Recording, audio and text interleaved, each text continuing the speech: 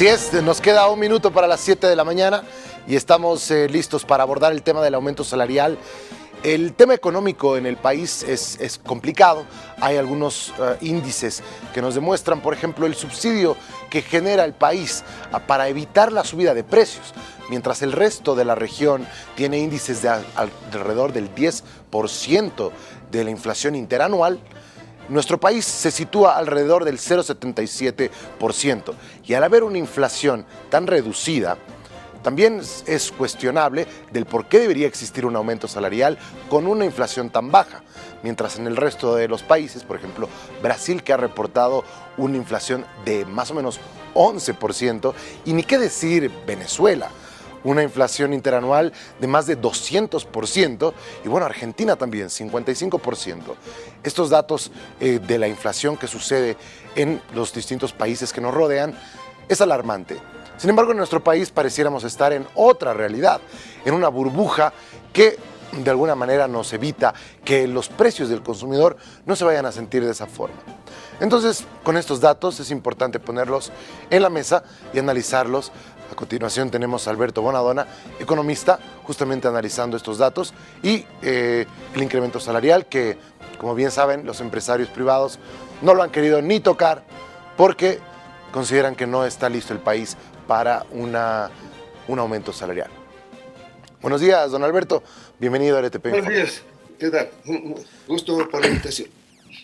Bien, muchísimas gracias. Hacía una introducción en referencia a cómo la inflación en nuestro país es casi imperceptible, con un 0,77% interanual.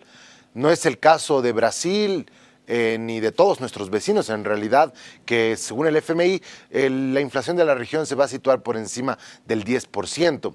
Esto principalmente por el subsidio que hace el Estado para evitar que el consumidor no sienta la subida de los precios.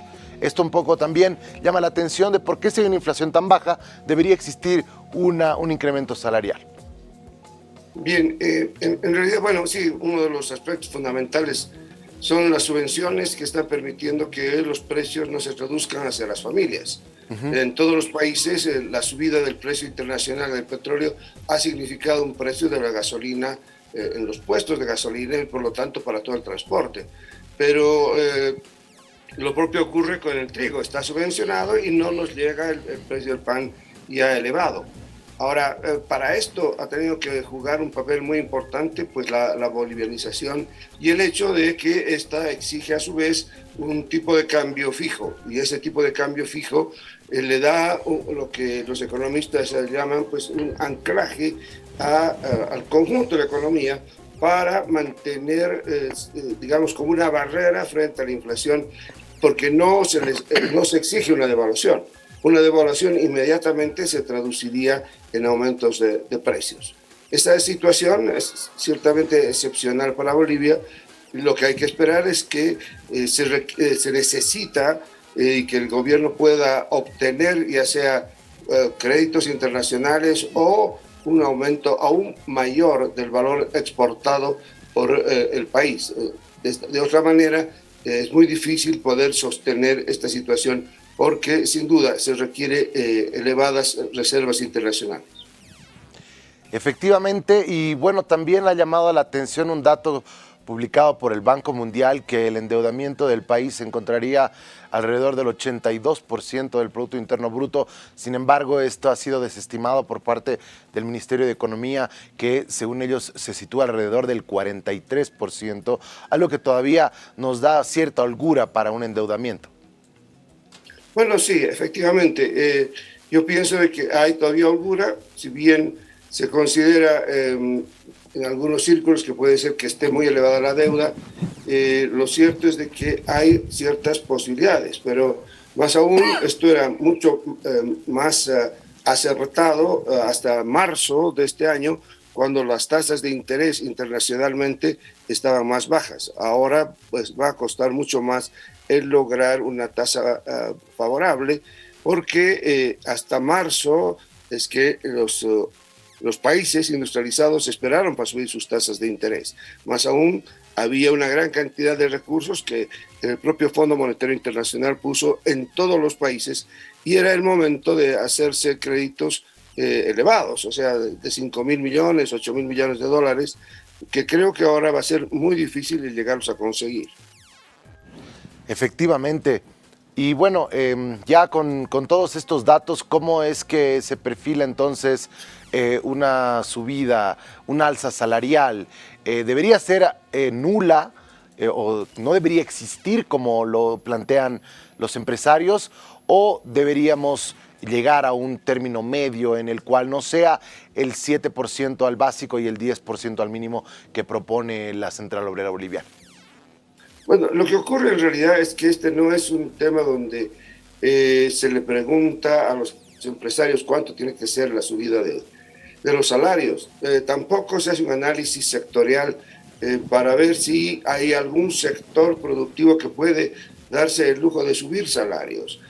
No se hace ese análisis. Entonces, la decisión es netamente política y lo político está entre la Central Obrera Boliviana y el acuerdo que llegue o que ha llegado tal vez con el gobierno. Entonces, no es una decisión que se pueda decir es buena, es mala, porque ya está prácticamente dada para el 1 de mayo.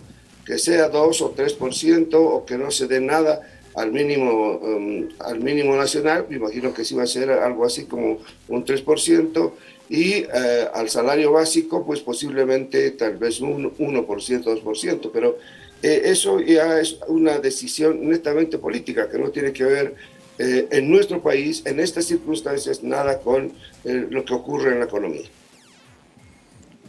Bien, ahora teniendo en cuenta también la guerra en Ucrania, ha existido el incremento de algunas materias primas que también el país tiene la capacidad de exportar, tal es el caso de algunos minerales, o también el mismo gas que ha tenido un incremento en el precio. Y a pesar de la subvención, según un análisis de Medinaceli, dice que por cada dólar que sube el petróleo, 50 centavos son de superávit, digamos, para el gobierno nacional, lo cual de alguna manera igual representa mayores ingresos. Sí, bueno, lo que dice Medinaceli es un 30%, ¿no? O sea, un tercio actualmente. Eso ha ido bajando. Antes era 1 a 1, después la mitad, ahora es una tercera parte. Y efectivamente, más o menos queda así, o sea, que por todo lo que nosotros vendemos al exterior de los hidrocarburos, resulta que obtenemos un tercio de diferencia con relación a lo que compramos diésel y gasolina. Ahora, respecto a los minerales, pues los minerales, la gran mayoría de nuestros minerales está subiendo, y particularmente el oro, y con todas las concesiones que se ha hecho a mansalva en el territorio boliviano, sin duda que se está explotando el oro sin mayores cuidados de los efectos que tiene esto en ríos como que sea en el Madidi o que sea lo que significa en el Illimani, pero hay una producción de oro elevada, y este oro pues ha superado el precio de los $2.000 la onza Troy, o sea, está como en 2.100 actualmente, y el petróleo se mantiene por encima de los $100. Entonces, estos aspectos sí efectivamente llegan a darle un ingreso, si se quiere, un respiro a Bolivia. Lo que va a haber que esperar es qué efecto tienen ya la subida de otros granos, como puede ser el maíz, porque tiene un impacto directo en el ganado, tiene un impacto directo en las aves, como las gallinas, y esto pues va a hacer que haya presiones inflacionarias, sí, para que suba el precio de la carne y el precio del pollo. Y justamente salía un reportaje ayer de la BBC que consultaba a varios actores económicos del país en relación a justamente la inflación tan baja de Bolivia, que vendría a ser un ejemplo, y llama mucho la atención que esté situada en 0,77 cuando todos los demás vecinos la tienen tan alta. Bueno, eso aparte de lo que hemos señalado, una razón también es que el gobierno no ha dado el impulso al gasto que podía haber hecho en momentos que hubieran favorecido el crecimiento de la economía. En este momento parece ser que la norma tendría que ser un freno al gasto. Ahora, un aumento salarial pues va a significar un aumento al gasto. Esperemos que sea un impulso para la demanda y esto también sea un aliento para el aumento de la producción. Pero las circunstancias todavía están por verse y no creo que sean tan claras como para poder predecir qué podrá pasar en el futuro inmediato, digamos en 5 o 6 meses, con los precios de los productos del uso de la canasta familiar, y veamos qué va a pasar. Pero esta es una situación algo incierta que, bueno, simple y llanamente hay que esperar de que la cantidad de dólares llegue a ser suficiente, porque puede existir una mayor demanda de nuestras reservas al interior del país. Efectivamente. Bien, muchísimas gracias por toda la información y por el análisis, don Alberto, que le vaya muy bien. Un abrazo. A ti también, ok, un gusto. Gracias. Alberto Bonadones, economista, nos ha acompañado a conocer algunos datos y un análisis en realidad en torno a la economía nacional, que tiene algunos índices interesantes a pesar de existir una mejora, digamos, en los precios, lo cual se va a traducir seguramente en mayores ingresos para las reservas internacionales, porque se sitúan a partir de la exportación de los minerales que están subiendo de precio a raíz de la guerra. Así que esto también de alguna manera son buenas noticias, y a pesar de tener una inflación baja nos permite cierta holgura seguramente para poder hacer algún ajuste en el salario mínimo y en el básico, pero que debería ser muy cauto, teniendo en cuenta que todavía se está reactivando el aparato productor del país. Muy bien, tenemos más junto a Irgen Pastén.